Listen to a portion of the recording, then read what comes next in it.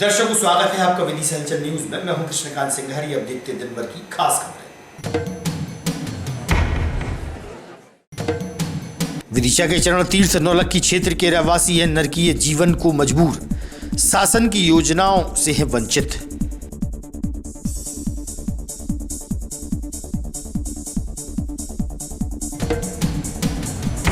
बाईस जनवरी को अयोध्या में विराजेंगे भगवान रामलला, होगा मंदिर का भव्य उद्घाटन। वहीं विदिशा के चरण तीर्थ मंदिर पर भी होंगे धार्मिक आयोजन, जलेंगी ज्योतियां।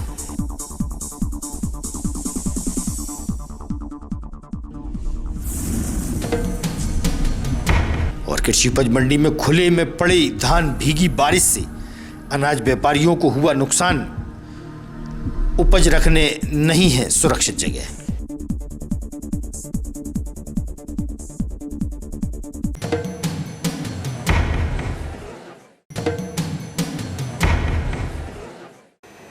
अब खबर विस्तार से। विदिशा जिले के रावण गांव के सरपंच प्रतिनिधि राजेश धाकड़ की मुलाकात भारत के प्रसिद्ध संत प्रेमानंद जी महाराज से हुई, जहां सरपंच प्रतिनिधि ने बताया कि वह विदिशा जिले के रावण गांव के सरपंच प्रतिनिधि हैं।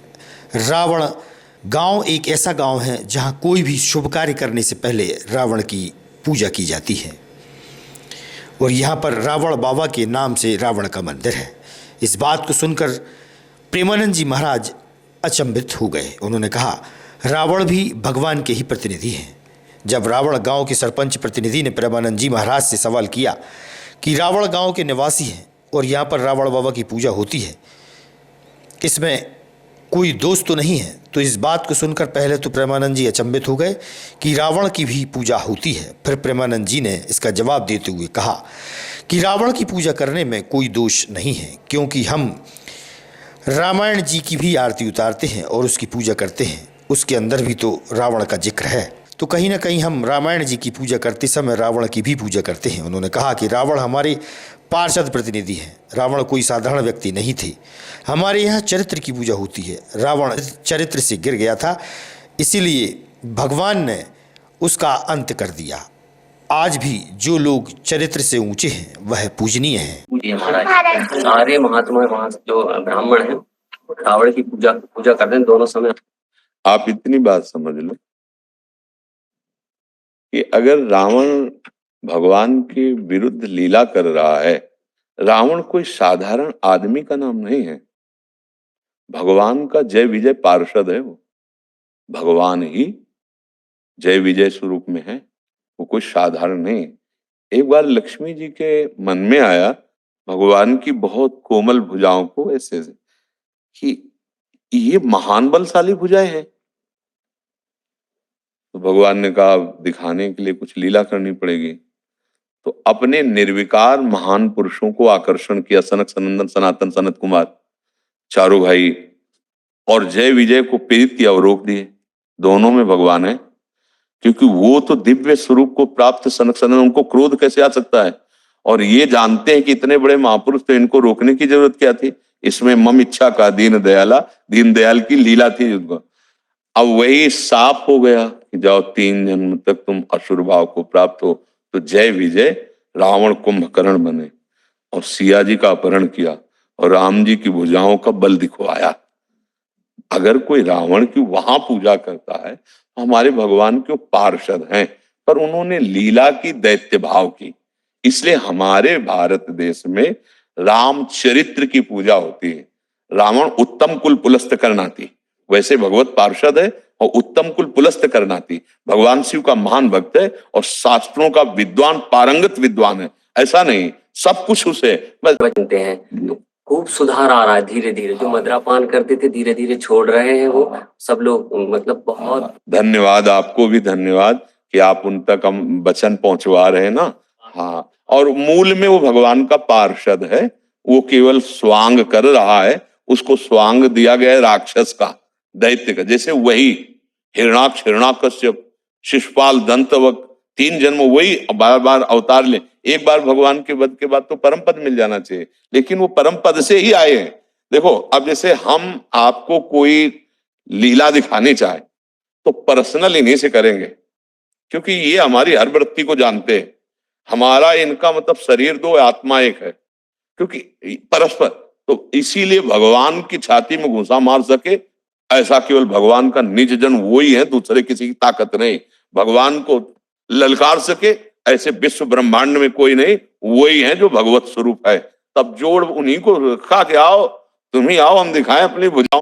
जी हाँ, हम आपको बता दें कि यह नज़ारा किसी गांव या पिछड़ी बस्ती का नहीं, वरन जिला मुख्यालय विदिशा के चरण तीर्थ नौलखी क्षेत्र का है, जहां लगभग 100 परिवार आज भी नरकीय जीवन जीने को मजबूर हैं। ना ही तो उनके पास पक्का मकान है और ना ही पक्की सड़क। इन कच्ची गलियों से निकलना भी मुश्किलों भरा होता है। बरसात में कीचड़ ही कीचड़ हो जाती है। घास फूस की झोपड़ियों में रहने वालों ने बताया मीडिया को अपना दर्द। सुनिए आप उनका क्या कहना है। रहती हो आप भाई? मैं बेटा जब मेरे नाती बहू हैंगे, नात बहू। अच्छा। हाँ, वो मोड़ा भाई रहता बा नीम के यहाँ बेटा मेरा बड़ो मोड़ा। कहाँ रहती हो? जानकी नगर है जो। अच्छा। हाँ, वो गुहारी बाजार थे। अच्छा। हाँ। क्या है व्यवस्था यहाँ भी लकड़ी व कंडे की आपके लिए? नहीं है बेटा, कछु नहीं है। अच्छा। हाँ। सर्दी का मौसम है, ऐसे में कोई मदद करने आया आपकी? कोई नहीं आ बेटा। अच्छा। कोई नहीं आ बेटा। वैशाली। कहाँ रहती हो आप? विदिशा। अच्छा, कौन सी जगह है ये? ये चना तीरा। अच्छा, तो यहाँ पे सर्दी का मौसम है, काफ़ी पड़ रही है। नगर पालिका द्वारा आप लोगों के लिए कुछ व्यवस्था की गई है? नहीं, कुछ व्यवस्था नहीं की। अच्छा। ना कुछ राई भरे बाल बच्चे हैं छोटे छोटे, और धंधा पानी कर लेते हैं तो सर खा लेते हैं, नहीं कुछ नहीं करते। अच्छा। और नहीं तो कहूँ नहीं जाते तो सर बैठ रहे, एक नदी आ जाती तो भागा भी देते। अच्छा। ऐसा हो जाता। कितने परिवार रहते हैं ऐसे से? 10 मुलाक हैंगे, खूब राई भरे बाल बच्चे लेके अपने लोग हमारे साथ वाले बहुत से। आप लोग करते क्या हो, काम धंधा क्या करते हैं? काम धंधा को सर रहते कुछ मिलता ही नहीं। अच्छा। इधर भी लोग करते हैं धंधा बस। अच्छा। तब तसला बेचते हैं। कहाँ रहती हो आप? यही रहते हैं विदिशा। अच्छा, ये कौन सी जगह है?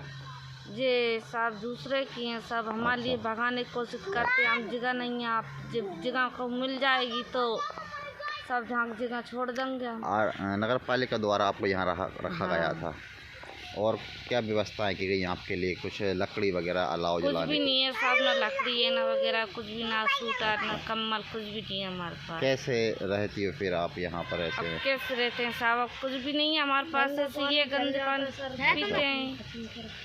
कोई मदद करने के लिए कोई नहीं कोई है? नहीं है साहब हमारे लिए। कितने परिवार हैं ऐसे यहाँ पे? सब परिवार तब सब मुला के परिवार, किसके नहीं, एक एक नाम थोड़ी बताते हैं। अच्छा। सब सुधार लेते हैं। कहानी हो जा।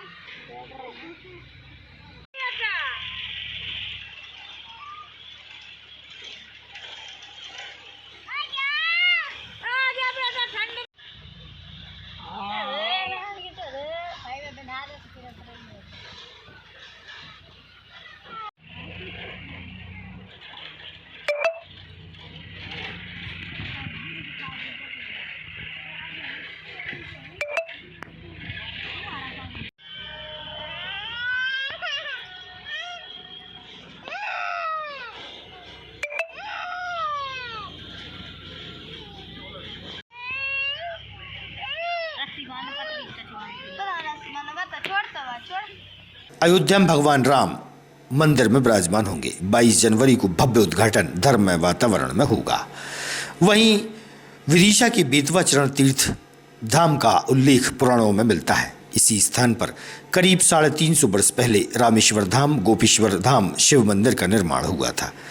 मंदिर के पुजारी पंडित संजय पुरोहित ने चर्चा के दौरान भगवान राम के वृत्तांत पर प्रकाश डाला है। वहीं अयोध्या के साथ विदिशा में भी घर घर में दीपोत्सव मनाया जाएगा। विदिशा बहुत प्राचीन नगर है, उज्जैन काशी के समकक्ष नगर है। भगवान श्री राम त्रेता युग में यहाँ आए हैं और जो है यहाँ पर उनके चरणों का पूजन होता है। शत्रुघ्न के पुत्र शत्रुघाती की राजधानी विदिशा रही। विदिशा से भगवान का बहुत सीधा संबंध रहा। 11,000 साल के जीवन काल में उन्होंने विदिशा की लगभग 2 बार यात्रा की, वन जाते टाइम में, पुष्कर जाते टाइम। पुष्कर महत्व की पुस्तक में स्पष्ट वर्णन है कि भगवान श्री राम चमचमाती नदी को पार करके विदिशा नगर में पहुँचे हैं। वह मार्कंडेय ऋषि की आज्ञा से उन्होंने अपने पिता का श्राद्ध किया और ब्रह्म हत्या का जो दोष उनको लगा था रावण के वध के उपरांत, इसमें स्नान करके उस हत्या के दोष से वो मुक्ति पाई है और यहाँ उनके चरणों का पूजन होता है। विदिशा नहीं है, पूरे मध्य प्रदेश में इस बात को बहुत अच्छे से जाना जाता है कि भगवान श्री राम विदिशा में आए हैं और यहाँ उनके चरण चिन्ह हैं, इसलिए ये जगह चरण तीर्थ के नाम से विख्यात है, प्रसिद्ध है। और मकर संक्रांति पर, सोमवती अमावस्या पर, शिवरात्रि पर, विभिन्न विभिन्न उत्सवों पर यहाँ भगवान के जो है मेले भरते हैं और उनके चरणों का पूजन होता है। मकर संक्रांति के पावन पर्व पर श्री रामलीला मेला समिति के माध्यम से भगवान के स्वरूप यहाँ आते हैं, उनके लोग चरण पखारते हैं, वह गंगा का पूजन करके जो है फिर जो है रामलीला में प्रवेश करते हैं। उसी दिन से रामलीला भी प्रारंभ होती है, इसलिए इस जगह का बहुत ही महत्व है। और साथ ही आज जो रामलला की स्थापना 500 वर्ष के संघर्ष के बाद हो रही है, जो भगवान श्री तंबू में बैठे थे, आज भव्य राम के मंदिरों को तोड़ा था, उस पर कब्जा किया था, उसको धराशायी किया था, आज वह पुनः जीवित हो रहा है। ऐसा लग रहा है कि कलयुग में भी त्रेता युग फिर आ चुका है, बल्कि सतयुग जैसा हम महसूस कर रहे हैं। बड़ी खुशी की बात है। उस दिन दीप उत्सव मनाना चाहिए लोगों को, अपने घरों में दीपक जलाएं, भगवान राम का पूजन करें, उनकी आरती करें, प्रसाद वितरण करें, रात का संकीर्तन करें। इस प्रकार भगवान की उस मंगलमय आरती के माध्यम से पूरे देश और दुनिया में ये संदेश जाना चाहिए कि भगवान श्री राम की स्थापना पुनः अयोध्या में हो रही है और भारत राम राज्य की ओर बढ़ रहा है। अरविंद शर्मा।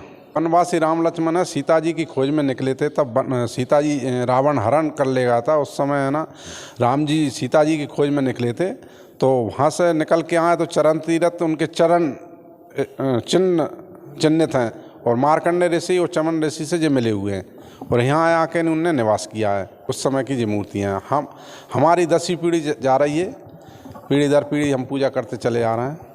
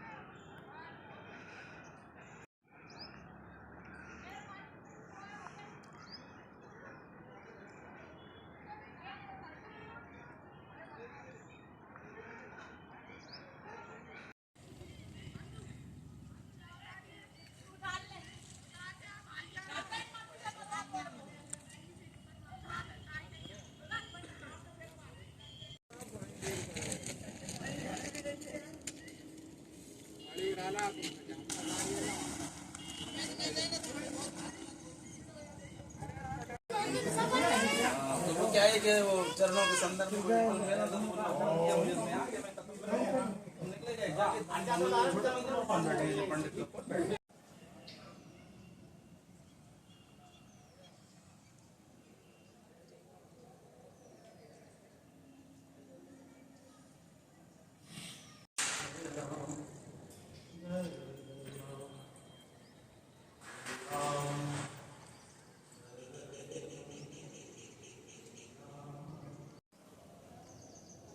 चल रहा है। बबलू महाराज कितनी देर के निकल गए? आधा घंटा होगा।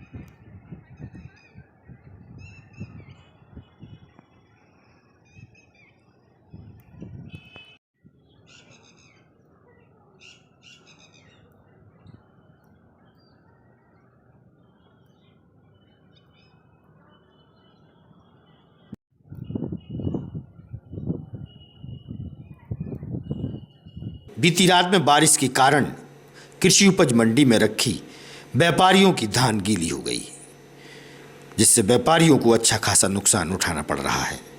वहीं अनाज व्यापारियों ने कहा कि मंडी समिति दुकान उपलब्ध करा देती तो बारिश में धान बच जाती। कृषि उपज मंडी के सचिव विलियम जॉर्ज ने चर्चा के दौरान बताया कि अनाज व्यापारी जगह लेना चाहे तो खरीद सकते हैं। 3-4 बार सूचना दी गई लेकिन कोई लेने को तैयार नहीं है। अनाज दलहन संघ के अध्यक्ष राधेश्याम माहेश्वरी से भी हुई चर्चा। मेरा नाम अमित उपाध्याय जी। यहाँ पे हाँ, ये मानरम एंटरप्राइजेज है। हाँ, ये माल खुले में तोला हुआ था, तो जो रात की बारिश हुई उससे सारा माल भीग गया है और बारदाना तो पूरी तरह से भीग गया है, तो वो तो पूरा खत्म में ही है। अच्छा, तो ये पूरा नुकसान ही है। और क्या कितना क्या नुकसान हो चुका है इसमें? लगभग 50-60 हज़ार रुपये का नुकसान हुआ। अच्छा, हाँ। कितनी जगह रखा हुआ था बाहर ऐसे? ये रखा हुआ है यहाँ से वहाँ से यहाँ तक। अच्छा, हाँ। अब इसके लिए क्या इंतजाम किए जा रहे हैं? कोई इंतजाम नहीं है मंडी कमेटी के। अगर दुकानें अलाउ कर दे तो ये व्यवस्थाएं गड़बड़ी ना हो। अच्छा, शासन से ये कई दिनों से कहते आ रहे हैं कि मंडी कमेटी अगर दुकानों का कर देती है, दुकानें होती तो ये नुकसान ही नहीं होता। नहीं होता। हाँ। अभी रात में पानी गिरा था मंडी में, फसल और धान और चीज़ें आ रही हैं तो क्या फ़र्क पड़ रहा है उनमें और क्या कहना? देखो, अन्य जिनसों में तो कोई दिक्कत नहीं होती क्योंकि सेट के अंदर वो माल तुलता है, आवक भी कम है। एक धान की आवक ही है, कभी 15,000 कभी 20,000 बोरे आ रही है। किसानों से निवेदन है कि पानी देख के माल को लाएं धान को, क्योंकि नीलाम पानी में करना संभव नहीं है। तोल खुले मैदान में होती है तो तोलकार में भी नुकसान होगा, किसानों का भी नुकसान होगा, व्यापारियों का भी नुकसान होगा। विगत रात जो पानी गिरा तोल खुले में खिंची होने से कई व्यापारियों का लाखों रुपए का नुकसान हो गया। तो किसानों से अपील है कि पानी देख के ही धान की उपज, कृषि उपज मंडी में बेचने हेतु लावें। सर, मंडी में बाहर जो धान रखे व्यापारियों की, रात में पानी गिरने से उनका नुकसान हुआ। उनका कहना है हमें दुकान आवंटित कर दी जाती तो ये नुकसान नहीं होता। इसमें आपने क्या कहना? इसके लिए उनको अपन ने 3 बार विज्ञप्ति जारी कर चुके हैं और कलेक्टर दरों की वजह से, जो निर्धारित दरें आई हुई हैं उनकी वजह से ये ले नहीं पा रहे हैं। बाकी अपनी तरफ से अपन पूरी व्यवस्था बनाए हुए हैं, 3 बार विज्ञप्ति निकाल चुके हैं। मध्य प्रदेश शासन उच्च शिक्षा विभाग के अंतर्गत जिला महाविद्यालय में क्रिकेट टूर्नामेंट का आयोजन किया गया। इस प्रतियोगिता में 6 टीमों ने भाग लिया। आज गंज वासुदा SGS बनाम सेंट मैरी महाविद्यालय के बीच फाइनल मैच खेला गया। 12 ओवर के मैच में पहले बल्लेबाजी करते हुए SGS गंज वासुदा ने 99 रन का टारगेट सेंट मैरी महाविद्यालय को दिया। जवाब में सेंट मैरी महाविद्यालय की टीम 84 रन ही बना पाई। क्रिकेट मैच के शुभारंभ मौके पर जैन कॉलेज की प्राचार्य डॉक्टर शोभा जैन, SGS बासुदा के खेल अधिकारी अजय हजारे, नवीन महाविद्यालय के खेल अधिकारी सहित जिम्मेदार उपस्थित रहे।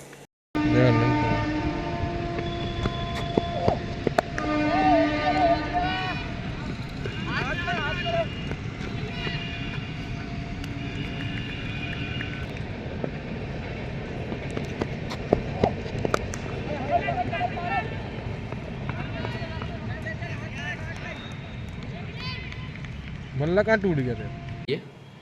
ये मध्य प्रदेश उच्च शिक्षा विभाग के निर्देश पर क्रिकेट प्रतियोगिता जिला स्तरीय आयोजित की जा रही है। इसमें जिले की 6 टीमों ने भाग लिया है और आज उसका सेमीफाइनल मैच और फाइनल मैच आयोजित किया जाएगा।